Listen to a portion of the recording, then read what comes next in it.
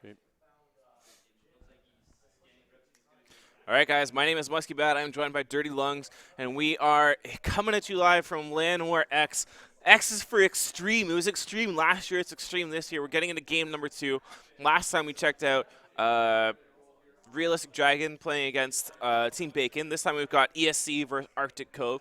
eSC is kind of similar to the team that played last year, LAN ECS. They won that one. It's a sponsored team by Esports Canada. That's who we work with. That's who sets up the stream.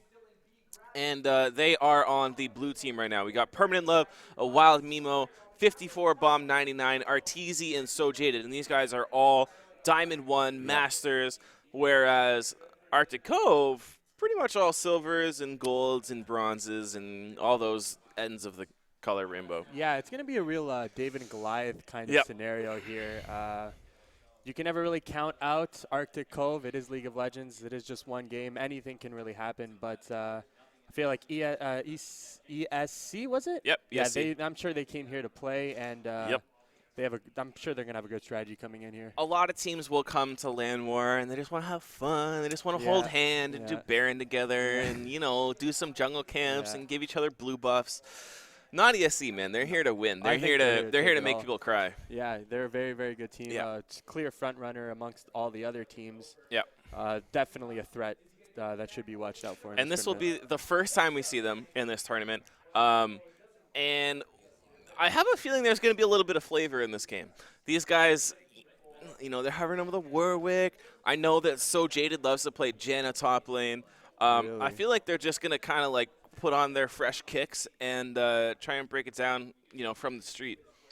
Yeah, I wouldn't be too surprised to see some crazy pocket picks. They are going to conceal their stronger picks. Obviously, it is really early in the tournament. They don't want to expose anything to any of the other stronger teams. So they might have fun with this game. They might take it seriously. I'm sure they don't want to lose. So I'm we'll see what interested to happens. see if Arctic Cove is able to play a crazy style and maybe throw these guys off their guard. I was telling a story to my other caster earlier that I don't think it was this team specifically, but at LAN ETS in Montreal last year, there was a same kind of David and Goliath matchup, except the Goliath didn't have their 5th player. He was feeling bad or his internet wasn't working, something like that, and they actually 4v5'd a game pretty much Really? like this. So Wow. unless the purple team is able to squat up, dig deep, and come up with some crazy strategies potentially, then they could be in trouble. Yeah, I don't really see them winning with a very conventional team composition here. I feel like they'd go for some crazy bursts, like we see the Zed coming out, Lux to an extent. Like they're going to just try to kill them as quickly as possible and try their best to snowball. I can't see a team like this, the purple team, being able to out-strategize someone like eSC. Yeah. Right? The thing is, you got to build towards your team, right? You got to build towards your players. You got to pick a strategy that works for you. You don't have to play into LCS. It's new season as well, right? So everything hasn't been explored. If you see, so for example, with one of the Keystone Masteries, you get a shield that increases everyone's, anytime you use a shield, sort of like why Soraka is really strong right now, is it will increase the magic resist and armor that you have by a bonus of 15%. Yeah. Lux can put that on 5 people. If you Yep. pick 5 or 4 very tanky champions to go with that, that's, like 80% increased, I'm bad at math, whatever the fuck that is, 60% increase. It's a lot of percent. 60 to gonna make a 80, difference. 70%, some percent. Yeah. It's a lot. The effectiveness, the efficiency, that's what I'm trying to get across. And if you come up with a strategy like that nobody's really expecting, might work out. And that's the thing about this tournament. Even though the teams may be sort of unleveled right now, it is just Season 6 just started, right? So there's a lot of room for strategy. There's a lot of room for new techniques that could be implemented by a team filled with gold, silvers, plats that could overthrow a master and challenger team. I remember when we were practicing for our Solo Key Hero tournament, we came very close to beating a full Masters team, and we were all Yes. like, like plat, whatever, gold. We had one I time, remember that game. I remember that game. We actually took one Nexus turret off of a full challenger team. it was pretty damn close. And Yeah. if these guys have practiced and they have put their time in, they did their research, they worked together as a team. and get a little lucky, you know, have a little bit of luck on their Exactly. side. Yeah, Like, you know what, exactly. anything can happen in League of Legends. Snowball's all possible. But let's take a look at these picks here. Yep. Um, as I sort of thought, the purple team Arctic Cove is going for a sort of, we're going to all in you. We're going to just try to kill one or two of your members and then hopefully 5v3 you. And then on the blue side, ESC is going for a more conventional sort of team composition. Just picking up a lot of the really strong picks right here. So they've got their very strong laners. They've got Jack, super strong, Ari, super strong. Okay, so they're even going for the Yasuo, which is super strong. And then they back that up with an Elise. So if you look at the purple side, a lot of it is about split pushing or getting those big, like, wombo combo out of Fog of War. But if you have somebody like Elise who's able to go into any situation and know that she has the advantage in the 2v2 just with her kit and her strong laners, you can start building vision. You can just kind of back up your team in a way that they always feel safe to do whatever they want in the lane. And that's where the difference between Masters and Silver players really, you start to notice it in the lane, the CS, that kind of thing. Yeah. And they can run away with it from there. Yeah. So I think that Arctic Cove here is a pretty interesting pick here, Annie top. Honestly, not a bad matchup into Yasuo at all. For sure. You can't win while Tibbers. For sure. I can definitely see Annie, if the farm, the CS is relatively the same, maybe Annie gets a nice gank by Xin Zhao early game. I could really see Annie taking over that lane. Oh, it looks like they might be going for a little bit of that double teleport, too. It could even be a Lissandra top. I'm not sure yet. I think Lissandra's a better matchup into Ahri than Annie is because of the range difference. But that's a lot. Okay, so it's going to be the Zed, actually. So it's the Zed okay. top. What's going on here? Yeah, this is truly unorthodox. It could be an Annie Lux thing going on. I assume that's what it is. It's a lot of CC. Yeah.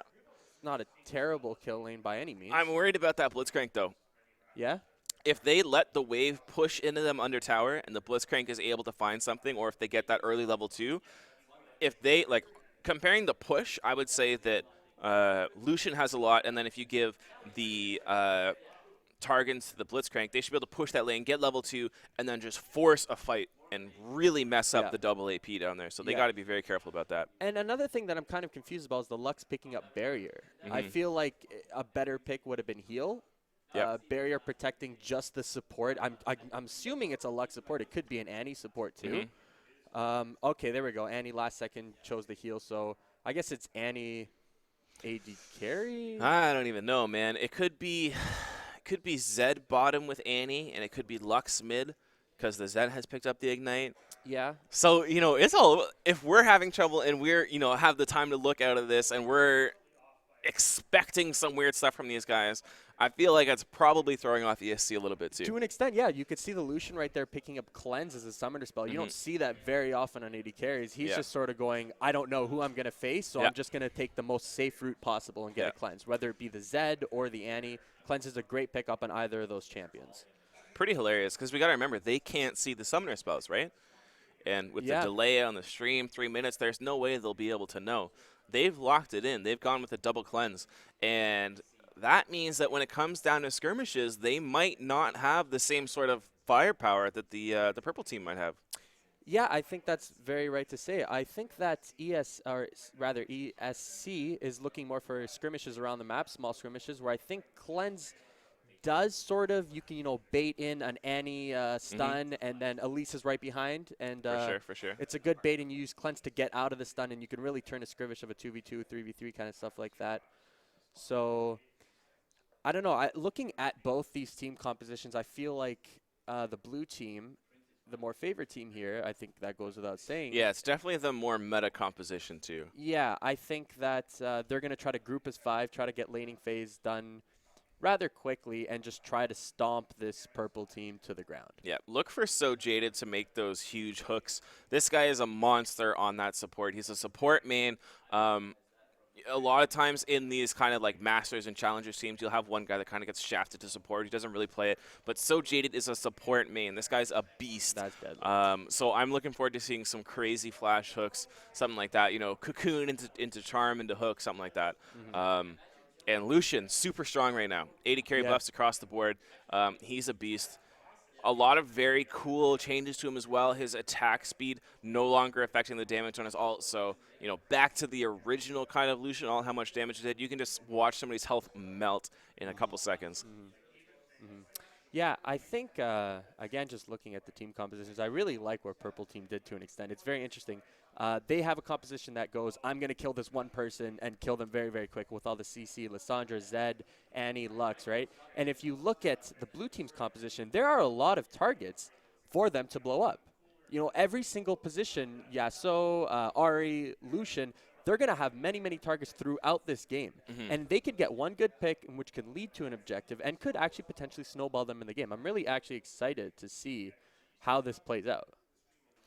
Very much agreed. A lot of single target CC on the side of Esports Canada. Not so much. It's going to be crazy. I think if they do get that early group and they are able to find those flash tibbers and find 3-4 people, then this game could definitely go to the side of the Purple team.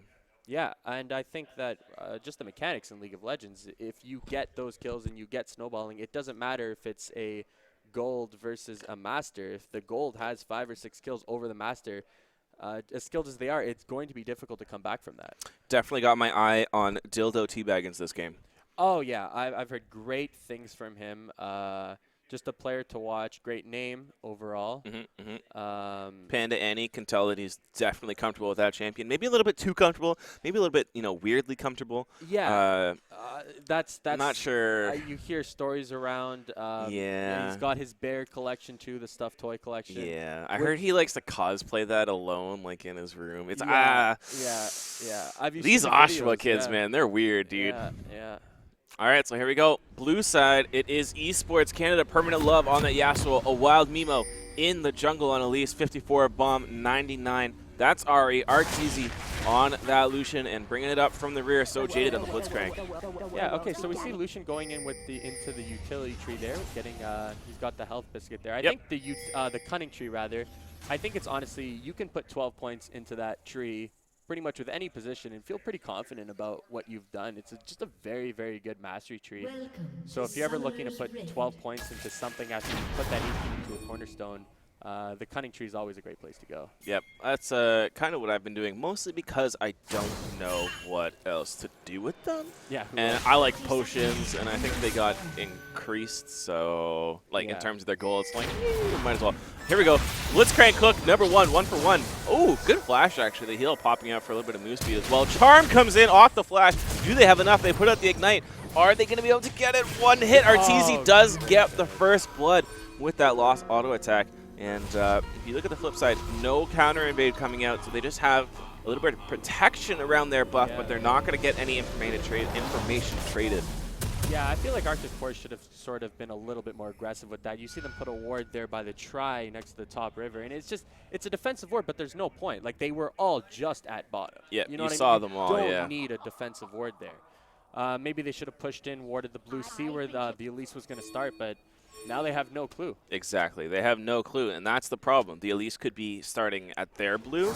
It could be starting at, the top side. Who's to know, right? It looks like we might actually see Lissandra giving an extended leash, too, which means that Ahri is going to have a lot of time to push that lane. And that means that Elise is going to have the opportunity to maybe mess with the Xin Zhao, considering that wave is going to push to that tower very quickly. Yeah, and I wouldn't be too surprised to see Elise going against Xin Zhao. I feel like the communication from eSC would be good enough for Ahri to go Dildo, he's trying to dodge the hook. Oh, my goodness, that's unfortunate. He got mind games really hard by So Jaded there. Yeah, this is not a good start at all for Arctic Core. If they're going to pull out cheese like this, you got to kind of wait for the time to strike and be very calculated in your movements. And this is honestly anything but calculated. Yeah, that's the thing, right? I brought it up. I was like, if you guys have done your research, if you've built a comp around your players, it can work. You just got to know what your game plan is. And it seems like these guys didn't, right from level 1, they didn't exactly have the right plan from the get-go. Yeah, I think they're learning very quickly that this is not solo queue. This is very, very organized, structured, competitive tournament. Well, especially playing against these guys too, Exactly. Esports Canada. Like we said, they are the ones that are, you know, expected to take this tournament potentially without even dropping a game. Yeah, I mean, you can see right now the skills matchups are just very much in flux. Every single lane from ESC is just shoving in as hard as possible. They're not afraid to fight.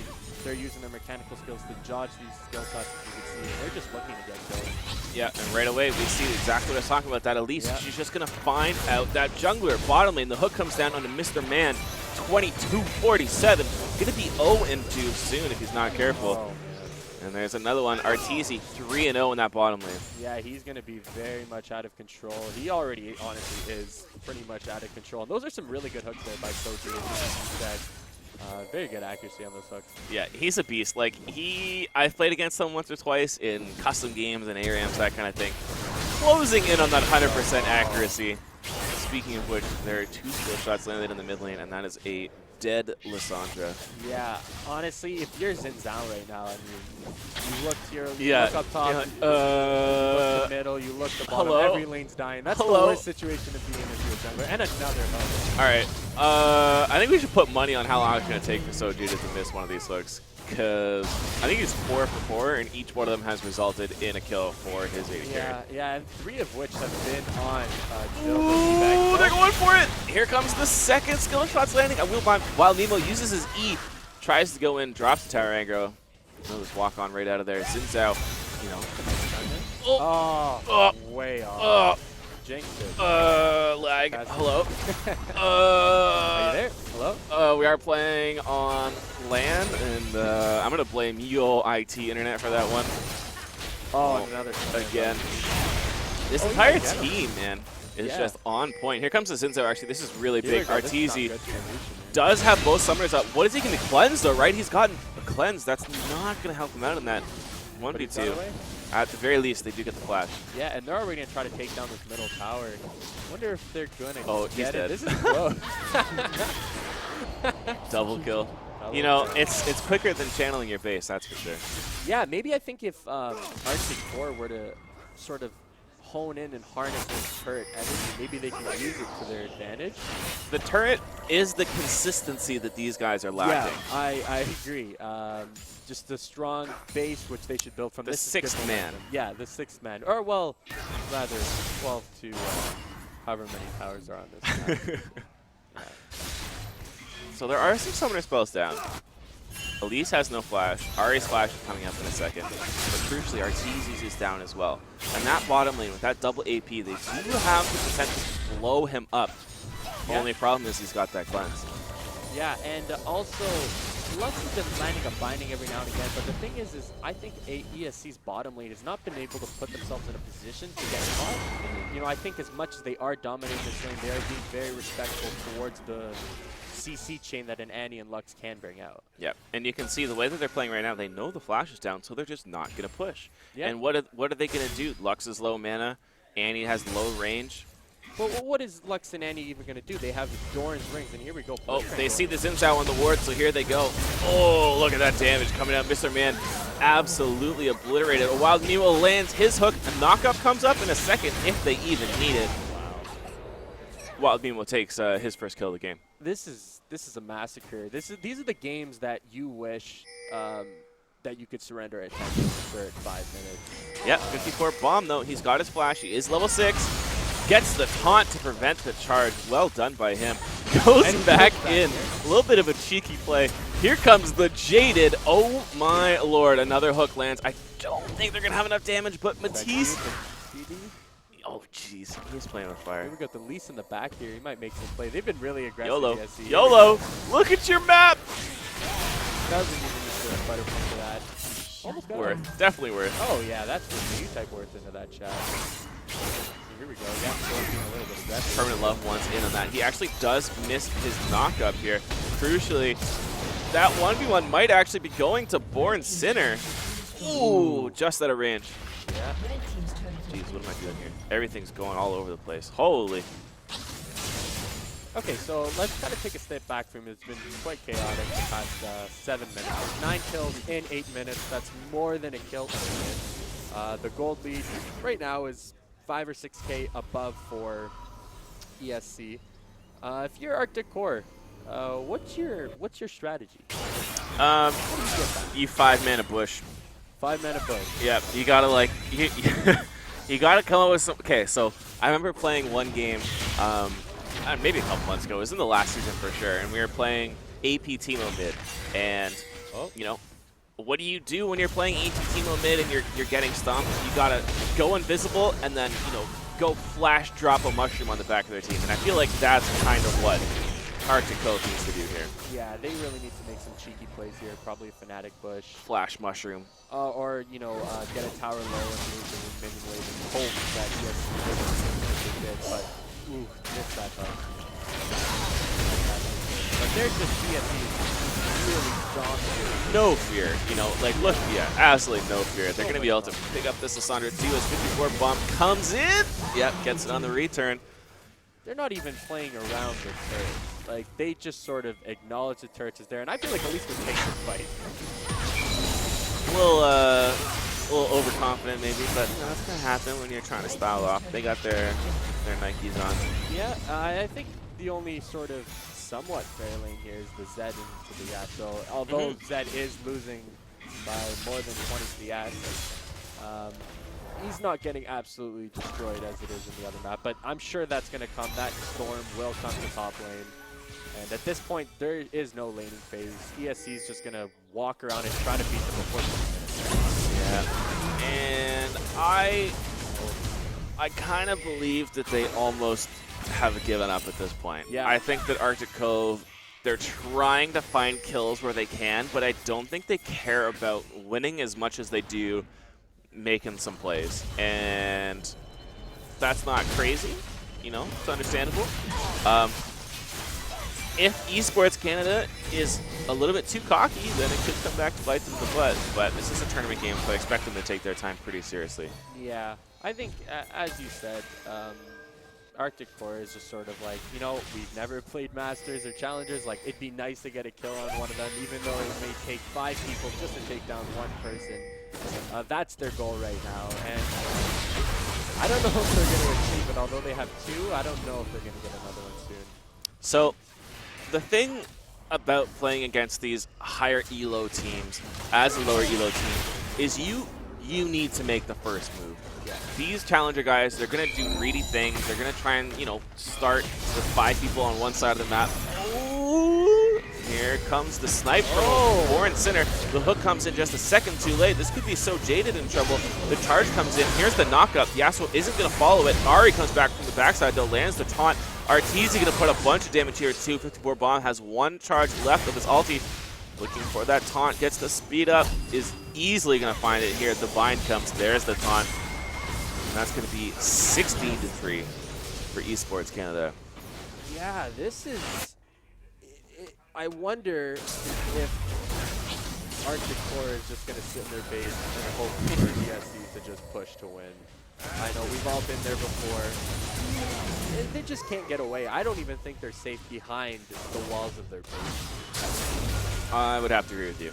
Yeah, like I don't see a place on this map other than standing in that fountain where Arctic Core is safe from the cleanses of ESC. So, for any of those teams out there watching, any of you guys that are worried about playing against this Masters team, you need to make the first move. You can't let them have their way with the game. You can't, sit there and wait for them to make a mistake because it's not going to happen. They'll win mechanically every time. There's a reason that they're Masters. There's a reason they're the challengers. You're not just going to win by playing standard lanes, that kind of thing. So, if you're a jungler, go in, get some early vision, try and pick a fight, tell your team to push their lane hard, do something, and try and get an early advantage, and then, have a game plan for your composition. And once you do that, that's, a big part of winning. They talk about win, what's the word I'm looking for? Win conditions. That's basically what that is. If you look at this Esports Canada team, their win condition is literally just picking skirmishes, and that's what they've been able to do all game. Sure, it looks like they're just kind of stomping, but they've got the Elise, they've got the Blitzcrank, and they've got all this single target CC and strong laners. You gotta, not let them play around their composition. Yeah. Also, just to build on that, I think that in this game, Arctic Core didn't really have a chance to make the first move because that skill level 1 on anything. I think just as important as making the first move, you have to be proactive. Yeah. Right? Like, ESC just walked into their jungle without Arctic Core even knowing. They had no plan of properly serving the area before the game started. And then it came out to bite them, and they had to stand that. And it just snowballed that Lucian from there, and Lucian got 3 kills before 5 minutes. And honestly, they have. If you're gonna face a challenger team like this, and it's difficult, you need to really cover those points. Like really look over everything, be proactive. Yeah, absolutely. Like you said, they're not even safe behind their base walls. Born Sinner looking for the 1v5. Gets hooked. Later. Yeah, it's true, man. The game starts right from, 15 seconds whenever those gates drop. Yeah, like honestly, you can be mechanically good, you can be mechanically bad. There's no excuse for not being able to race down to your river and drop it. You don't need to be a challenger to do that. Anyone can do that, and honestly, that's what's so much So at 14 minutes, not often do you think that one word or 2 words could mean this much, but it really did. Yeah. And it's going to come back to bite these guys in the butt. Yeah, and that's what separates this master team from a team like this. Like, they understand the importance of these wards. Like, as you saw, Arctic Core right in the beginning placed the ward by topside jungle. A waste of a ward. It could have been used to be at the bottom side jungle or maybe in middle lane to see the movements of ESC just a little bit better. But a useless ward was placed, and it was not a good decision. And should have even cost him the game. I'll even go that far. But we are 15 minutes in. Yeah. And 10-0-6 Lucian, 4-0-11 Blitzcrank. Probably feels like 40 minutes. Oh, Mr. Man! The next one on the menu. Yeah, this is... They're just running and trying to focus as much as possible. I think that right now ESC is going to try to win the game before 20 minutes. It's definitely possible. Yep. But they're going to send a message. Any hooks and tibbers, that's a message to Annie. He's just trying to get his AD carry some more gold, 50 CS, or 50 gold for that 1 CS. Yeah. Super minions starting to pile up in the bottom lane. All they need to do is group up, go mid, go top, something like that, pick a fight, and the minions will be there to assist them. Yeah, there's no way I can fight ESC even if there's half health in their base. They just don't have the advantage. Oh, deep dive from Love. Are they going to be able to find another kill this game? I don't think they are. Maybe Mr. May can find a snare into the Nexus turret, but to what end, right? They can't. They don't have the damage to even kill a target like Ari before everyone else is person up. Oh, Love is going to go down. That's one. The Ignite, the hook out from the auto attack. They still pick it up anyways. 54 bomb, 99 should be okay from that Zed. He didn't get any more attacks off. So jaded. More. No, he's not. He's going to go home. Lick his wounds. And I think in the next couple of minutes, this game should be over. 25 stacks on that Medjay. Yeah, good pickup. He saw the low was going and thoroughly chose to pick it up. A great pick. But that was a nice little last defense of the Alamo that Arctic Core did there, but will most likely be all for naught. Yep. I don't see any play they can do here. Much more commanding game than we saw coming out from Team Bacon as well, who is the team that did come in second last year. These guys played the first game. That's the team with Zot on it, a Toronto local player.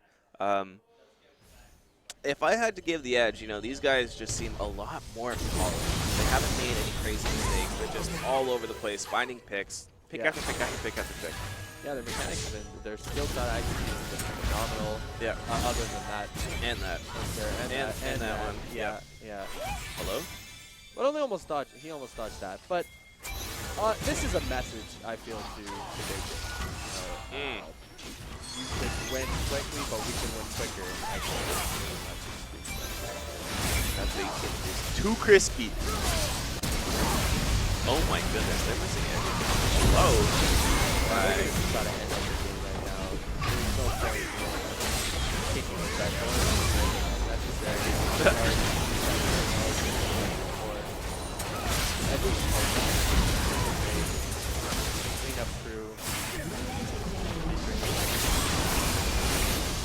33-5, 18 minutes in the game. A young Zotin has just walked in the room, and he looks sullen.